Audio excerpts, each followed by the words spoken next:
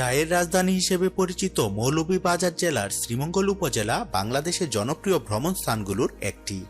দৃষ্টিনন্দন চা বাগান, প্রাকৃতিক নির্মল পরিবেশ, ফলজ বাগান, লেক, আঁকাবাঁকা সড়ক, বনাঞ্চল, উঁচু নিচু পাহাড় ও হাওর সমৃদ্ধ শহর শ্রীমঙ্গল অপরূপ সৌন্দর্যেরই লীলাভূমি।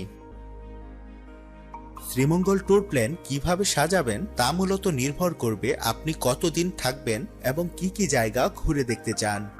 যদি সব জায়গা সময় নিয়ে ঘুরে দেখতে চান তাহলে অন্তত 2 দিন মিলিয়ে ঘুরে দেখলে ভালো লাগবে। আর একদিনে ঘুরে দেখতে চাইলে শ্রীমঙ্গলের কাছাকাছি প্রায় সব আকর্ষণীয় জায়গায় ঘুরে দেখা সম্ভব। শ্রীমঙ্গল দেখতে চাইলে সবচেয়ে ভালো হবে ঢাকা বা যে স্থান থেকে আসেন না কেন এমনভাবে রওনা দিন যেন ভোরে শ্রীমঙ্গল থাকতে পারেন। ঢাকা থেকে আসার ক্ষেত্রে রাতের উপবন ট্রেন কিংবা বাসে চলে আসুন। শ্রীমঙ্গলে থাকার জন্য বেশ কিছু আকর্ষণীয় রিসোর্ট, কটেজ, সরকারি বেসরকারি গেস্ট হাউস ও আবাসিক হোটেল রয়েছে। 5 স্টার মানের রিসোর্টের মধ্যে আছে টি heaven resort, lemon garden resort এবং হিমাচল রিসোর্ট উল্লেখযোগ্য। সবুজ প্রকৃতির মায়াবী রূপের কারণে শ্রীমঙ্গলের রয়েছে আলাদা পরিচিতি। নয়নাভিরাম প্রাকৃতিক দৃশ্য আর সৌন্দর্যের এই লীলাভূমিতে বেড়াতে পারবেন সারা বছর।